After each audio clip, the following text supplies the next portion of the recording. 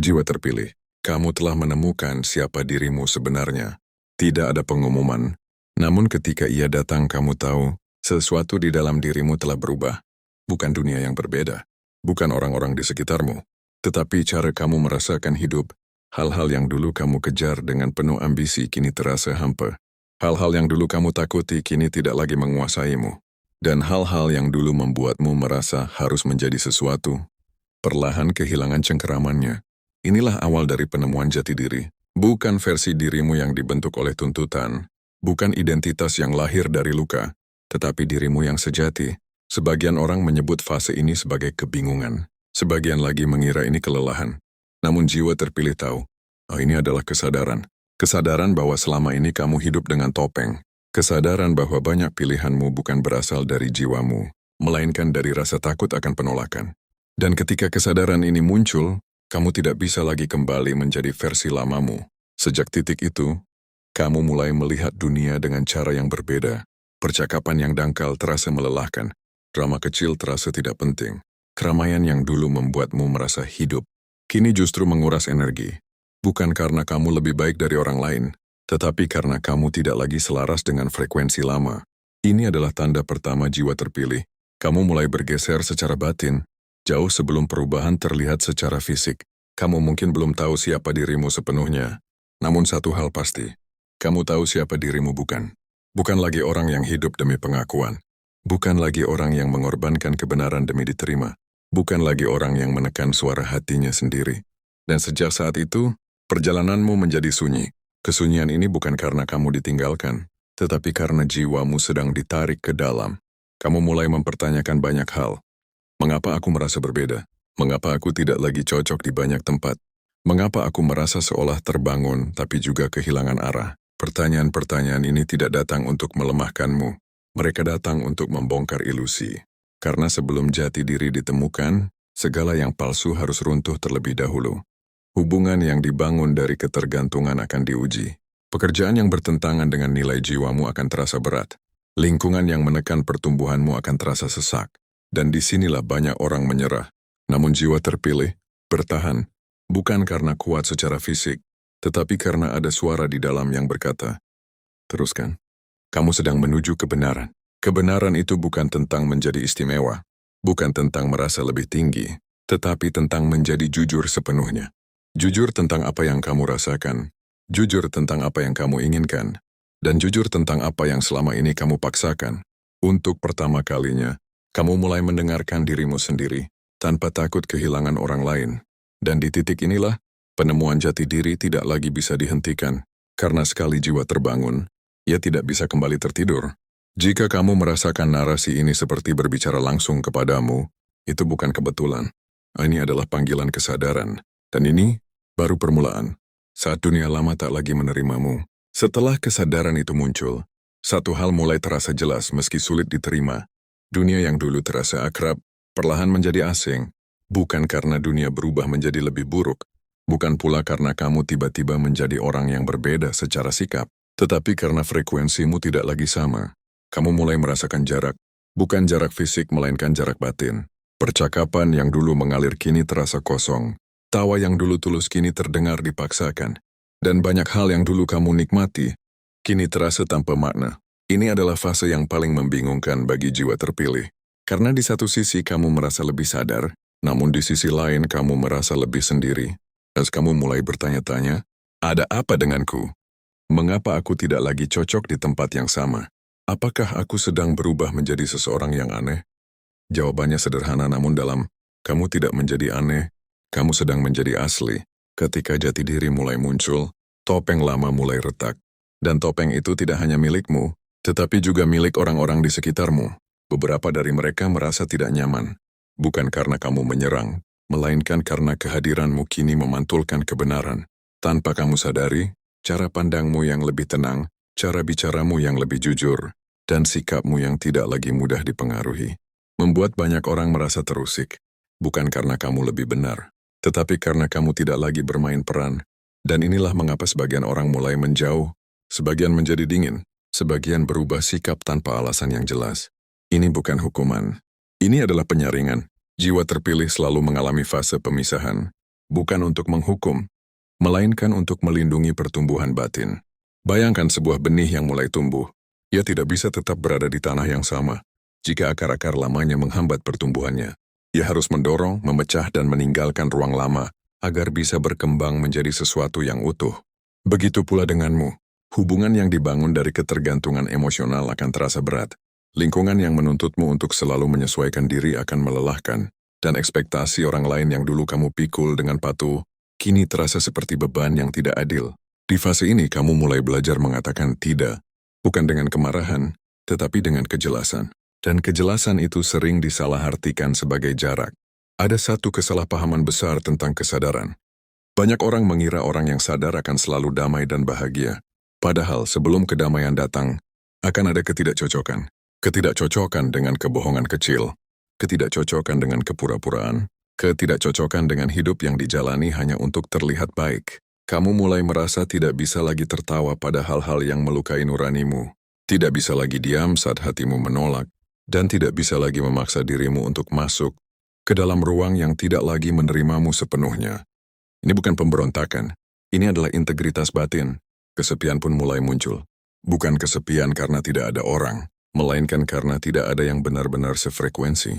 Kamu berada di tengah keramaian, namun merasa sendirian. Kamu dikelilingi suara, namun merindukan keheningan. Banyak jiwa terpilih mengira ini adalah tanda kegagalan.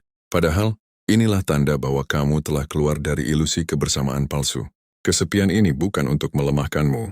Ia hadir untuk mengajarkan satu hal penting, bahwa kebersamaan sejati dimulai dari hubungan dengan diri sendiri. Di fase ini, kamu mulai menarik diri. Bukan untuk menghindar, tetapi untuk mendengar suara hatimu tanpa gangguan, mendengar apa yang sebenarnya kamu butuhkan, dan mendengar arah baru yang mulai terbentuk perlahan. Tidak ada peta yang jelas, tidak ada jaminan, namun ada ketenangan halus yang menyertai setiap langkah jujur. Inilah fase ketika jiwa terpilih belajar mempercayai proses, bahkan saat jalan terasa sepi. Dan di balik kesepian ini, sesuatu sedang dipersiapkan. Jika kamu masih bertahan sampai titik ini, itu karena jiwamu cukup kuat untuk melepaskan yang lama, demi memberi ruang bagi yang sejati. Dan perjalanan ini belum selesai. Kehilangan yang menguatkan, bukan menghancurkan. Ketika kamu mulai hidup selaras dengan jati dirimu, satu hal hampir pasti terjadi, kehilangan. Bukan karena kamu ceroboh, bukan karena kamu tidak cukup berusaha, tetapi karena tidak semua hal bisa ikut berjalan bersamamu ke versi dirimu yang baru. Sebagian orang pergi tanpa penjelasan, sebagian hubungan runtuh meski kamu sudah berusaha sekuat tenaga, sebagian mimpi yang dulu kamu pegang erat, harus kamu lepaskan dengan tangan gemetar. Dan di titik ini, jiwa terpilih sering bertanya dalam diam, jika aku sudah menemukan diriku, mengapa hidup justru terasa lebih berat? Jawabannya tersembunyi di balik makna kehilangan itu sendiri. Kehilangan bagi jiwa terpilih bukanlah hukuman. Ia adalah penyelarasan. Setiap hal yang tidak sejalan dengan kebenaran batinmu, perlahan akan tersingkir. Bukan dengan kekerasan, tetapi dengan ketidakmampuan untuk bertahan. Hubungan yang dibangun dari ketakutan akan kesepian, tidak bisa bertahan di hadapan kejujuran. Pekerjaan yang dijalani hanya demi status, tidak bisa bertahan di hadapan makna. Dan peran yang kamu mainkan demi diterima, tidak bisa bertahan di hadapan jati diri. Semesta tidak mengambil sesuatu darimu untuk menyakitimu. Ia mengambilnya karena ia tahu kamu tidak bisa tumbuh di sana. Pada awalnya, kehilangan terasa seperti kegagalan. Kamu menyalahkan diri sendiri, mengingat ulang setiap keputusan. Bertanya-tanya apakah kamu seharusnya bertahan sedikit lebih lama. Namun perlahan, rasa sakit itu berubah bentuk. Bukan lagi luka terbuka, melainkan pelajaran yang dalam. Kamu mulai menyadari bahwa banyak hal yang kamu pertahankan sebenarnya menahanmu, bahwa banyak orang yang kamu perjuangkan sebenarnya tidak pernah benar-benar berjalan bersamamu. Dan kesadaran ini, meski pahit, membuatmu lebih kuat dari sebelumnya. Di fase ini, kamu belajar satu kebijaksanaan penting. Tidak semua yang berakhir adalah kegagalan, dan tidak semua yang hilang perlu dikejar kembali. Kamu berhenti memohon agar dipahami, berhenti menjelaskan kebenaranmu kepada mereka yang tidak ingin mendengarnya. Bukan karena kamu menyerah, tetapi karena kamu memilih damai. Dan damai bukan berarti semuanya baik-baik saja, melainkan kamu tidak lagi berperang dengan dirimu sendiri. Kehilangan juga mengajarkanmu tentang nilai diri. Saat tidak ada lagi yang menepuk bahumu, tidak ada lagi yang memvalidasi langkahmu, kamu dipaksa untuk berdiri di atas keyakinanmu sendiri. Dan di sanalah kekuatan sejati lahir. Bukan kekuatan untuk melawan dunia, melainkan kekuatan untuk tetap setia pada kebenaran. Meski tidak ada yang menyaksikan, jiwa terpilih tidak menjadi kuat karena dipuji. Ia menjadi kuat karena bertahan dalam diam. Ada momen ketika kamu menyadari, rasa sakit yang dulu kamu takuti tidak menghancurkanmu. Ia membersihkanmu. Ia melucuti ilusi, dan ia menyingkap inti jiwamu yang sesungguhnya. Kamu tidak lagi takut kehilangan. Bukan karena kamu tidak peduli, tetapi karena kamu tahu apa yang benar-benar milikmu tidak akan meninggalkanmu. Dan di titik ini, sesuatu mulai berubah lagi. Rasa hening yang dulu terasa kosong, kini terasa penuh. Kesendirian yang dulu menyakitkan, kini terasa menenangkan. Kamu mulai menikmati kebersamaan dengan dirimu sendiri, mulai mempercayai langkahmu, dan mulai merasakan kekuatan yang tidak perlu diumumkan. Inilah tanda bahwa kehilangan telah menyelesaikan tugasnya. Namun perjalanan belum selesai. Kesepian suci yang memurnikan jiwa. Ada satu fase yang hampir selalu disalahpahami. Fase yang sering dianggap sebagai kehampaan, padahal sesungguhnya adalah pemurnian. Kesepian, namun bukan kesepian biasa. Ini bukan tentang tidak memiliki siapa-siapa. Ini adalah kesepian yang muncul ketika jiwamu tidak lagi bisa berbaur dengan kebisingan yang sama. Di fase ini kamu masih memiliki orang di sekitarmu, namun hatimu memilih untuk diam. Bukan karena sombong, bukan karena dingin, tetapi karena ada sesuatu di dalam yang sedang ditata ulang. Kesepian ini datang ketika jati dirimu semakin jelas, dan dunia luar belum mampu mengikuti ritmemu. Banyak jiwa terpilih mencoba melawan fase ini. Mereka memaksakan diri untuk tetap sibuk, tetap terhubung, tetap terlihat baik-baik saja. Namun semakin mereka melawan, semakin berat perasaan di dalam dada. Karena kesepian ini bukan musuh. Ia adalah ruang suci, ruang di mana kebisingan perlahan diredam, ruang di mana luka lama mulai muncul ke permukaan, ruang di mana kamu akhirnya melihat dirimu sendiri, tanpa distraksi. Dan apa yang muncul di ruang ini, bukan selalu indah. Kamu mulai mengingat hal-hal yang pernah kamu tekan, kesedihan yang tidak sempat kamu tangisi, kemarahan yang tidak pernah kamu akui, dan ketakutan yang selama ini kamu sembunyikan di balik kesibukan. Inilah alasan mengapa banyak orang takut akan kesepian. Karena di dalamnya, tidak ada tempat untuk bersembunyi. Namun jiwa terpilih bertahan di sana, bukan untuk menyiksa diri, tetapi untuk menyembuhkan. Kesepian suci mengajarkanmu untuk duduk bersama perasaanmu, tanpa mencoba mengubahnya, tanpa menilainya, tanpa melarikan diri. Kamu belajar mendengarkan dirimu sendiri, tanpa interupsi, tanpa topeng, tanpa tuntutan. Dan di titik inilah, kamu mulai memahami dirimu dengan cara yang baru. Bukan sebagai kumpulan peran, bukan sebagai label, tetapi sebagai kesadaran yang hidup. Di fase ini kamu tidak lagi merasa perlu membuktikan apapun. Tidak perlu menjelaskan dirimu, tidak perlu tampil kuat. Karena kamu akhirnya memahami kekuatan sejati tidak berisik. Ia tenang, ia stabil. Dan ia tidak tergantung pada pengakuan. Kesepian ini memotong ketergantungan emosional. Ia memisahkan antara kebutuhan sejati dan keinginan yang lahir dari rasa takut. Dan meski prosesnya sunyi, hasilnya sangat mendalam. Banyak jiwa terpilih melaporkan satu hal yang sama. Di fase ini, keheningan yang aneh namun menenangkan. Bukan kebahagiaan yang meledak-ledak. Bukan euforia, tetapi rasa cukup. Rasa bahwa kamu baik-baik saja, meski tidak ada yang memerhatikan. Rasa bahwa kamu utuh, meski tidak ada yang memuji. Dan rasa ini tidak bisa dipalsukan. Kesepian suci tidak datang untuk selamanya. Sherska datang sebagai jembatan. Jembatan antara dirimu yang lama dan dirimu yang sejati. Ketika jembatan ini selesai dilalui, kamu tidak lagi mencari orang untuk mengisi kekosongan. Karena tidak ada lagi yang kosong. Dan di titik inilah, sesuatu mulai bersiap untuk masuk. Namun sebelum itu, ada satu pelajaran terakhir yang harus dipahami. Ketika kekuatan batin mulai memimpin hidupmu, setelah kesepian suci menyelesaikan tugasnya, kamu tidak langsung kembali ke dunia dengan gegap gempita. Tidak ada pengumuman, tidak ada perubahan dramatis di luar. Namun di dalam, sesuatu telah kokoh. Kamu bangun di pagi hari dengan rasa tenang, yang tidak bergantung pada keadaan. Masalah masih ada, tantangan masih datang. Namun reaksimu berbeda. Kamu tidak lagi panik, tidak lagi tergesa, dan tidak lagi merasa harus segera menjadi sesuatu. Inilah tanda bahwa kekuatan batin mulai memimpin hidupmu. Kekuatan ini tidak terlihat oleh mata.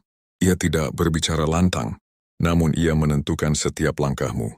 Kamu mulai membuat keputusan, Bukan dari rasa takut, melainkan dari kejelasan. Bukan dari kebutuhan untuk diakui, melainkan dari kesesuaian batin. Dan yang paling terasa, kamu tidak lagi melawan arus hidup. Kamu mengalir bersamanya. Di fase ini banyak jiwa terpilih menyadari bahwa hidup sebenarnya tidak serumit yang dulu mereka bayangkan. Kerumitan lahir dari penolakan terhadap diri sendiri, dari usaha untuk menjadi orang lain, dari dorongan untuk memenuhi ekspektasi yang tidak pernah benar-benar milikmu.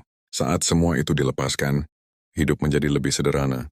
Bukan karena tanpa masalah, tetapi karena kamu tahu mana yang layak diperjuangkan dan mana yang harus dilepaskan. Arah hidupmu mulai terasa jelas, meski tidak selalu detail. Kamu mungkin belum tahu semua langkah ke depan, namun kamu tahu arah mana yang tidak ingin kamu ambil lagi. Dan kejelasan ini cukup, yang membuatmu mantap melangkah, meski perlahan, meski sendirian. Jiwa terpilih tidak tergesa mengejar tujuan. Ia berjalan selaras dengan kebenaran batinnya. Hubunganmu dengan orang lain pun berubah. Kamu tidak lagi melekat secara berlebihan, namun juga tidak menutup diri. Kamu hadir dengan utuh, tanpa kehilangan dirimu. Jika seseorang pergi, kamu tidak runtuh. Jika seseorang datang, kamu tidak menggantungkan kebahagiaan padanya. Ini bukan sikap dingin. Ini adalah kedewasaan emosional. Di titik ini banyak jiwa terpilih merasakan sebuah kekuatan yang tidak pernah mereka miliki sebelumnya. Kepercayaan pada diri sendiri. Bukan kepercayaan yang arogan, bukan keyakinan palsu, tetapi rasa aman yang lahir dari mengenal diri sendiri. Kamu tahu batasmu, kamu tahu nilaimu, dan kamu tahu apa yang tidak bisa kamu kompromikan. Dan ini mengubah segalanya. Namun perjalanan belum benar-benar selesai. Masih ada satu tahap terakhir. Tahap di mana jati dirimu tidak hanya kamu pahami, tetapi kamu hidupi sepenuhnya. Menjalani jati diri dengan tenang dan bermakna. Di titik ini tidak ada lagi kegaduhan di dalam dirimu. Bukan karena hidup menjadi sempurna, tetapi karena kamu tidak lagi berperang dengan siapa dirimu sebenarnya. Kamu telah sampai pada pemahaman yang sederhana namun dalam. Hidup tidak perlu dibuktikan, cukup dijalani dengan jujur. Jati dirimu bukan sesuatu yang harus diumumkan ke dunia. Ia tidak butuh pengakuan. Ia tidak membutuhkan tepuk tangan. Yudhos hingga ada 1,000 cara kamu melangkah, cara kamu memilih, dan cara kamu memperlakukan dirimu sendiri. Jiwa terpilih yang telah menemukan dirinya, tidak lagi sibuk membandingkan hidupnya dengan orang lain. Kamu tahu bahwa setiap jalan berbeda, setiap jiwa membawa iramanya sendiri, dan tidak ada gunanya berlari di lintasan yang bukan milikmu. Kamu berjalan dengan ritmemu sendiri, kadang cepat, kadang pelan, namun selalu sadar, dan kesadaran inilah yang membuat hidupmu terasa penuh, meski tidak selalu ramai. Di fase ini, kamu menjadi lebih rendah hati, bukan karena merasa kecil, tetapi karena kamu memahami betapa luasnya kehidupan. Kamu berhenti menghakimi proses orang lain, berhenti merasa harus menyelamatkan semua orang, dan berhenti memaksakan kebenaranmu. Karena kamu tahu, setiap orang memiliki waktunya sendiri untuk terbangun. Tugasmu bukan membangunkan dunia, tugasmu adalah menjadi cahaya yang tenang, bagi siapapun yang siap melihat. Hidupmu kini dijalani dengan makna, bukan pencitraan. Kamu bekerja, bukan hanya untuk bertahan, tetapi untuk memberi nilai. Kamu mencintai, bukan untuk mengisi kekosongan, tetapi untuk berbagi keutuhan. Dan kamu beristirahat, tanpa rasa bersalah, karena kamu memahami bahwa keberadaanmu sudah cukup, bahkan saat kamu tidak melakukan apa-apa. Jika ada satu pesan penting di akhir perjalanan ini, maka pesan itu adalah ini. Kamu tidak menemukan jati dirimu untuk menjadi istimewa, tetapi untuk menjadi utuh. Keutuhan itulah yang membuatmu damai. Keutuhan itulah yang membuatmu kuat. Dan keutuhan itulah yang membuat hidupmu berarti. Jika kamu sampai di bagian ini, dan merasa seolah-olah narasi ini berbicara langsung ke hatimu, maka yakinlah, kamu tidak berjalan sendirian. Dari banyak jiwa terpilih yang lain yang menempuh jalan sunyi yang sama. Dan meski kalian tidak selalu saling mengenal, kalian terhubung melalui kesadaran yang serupa. Tetaplah berjalan dengan jujur, tetaplah mendengarkan suara hatimu, dan tetaplah rendah hati di tengah kejelasan yang telah kamu temukan. Karena saat jiwa terpilih menemukan siapa dirinya sebenarnya, hidup tidak lagi tentang mencari, melainkan tentang menjadi.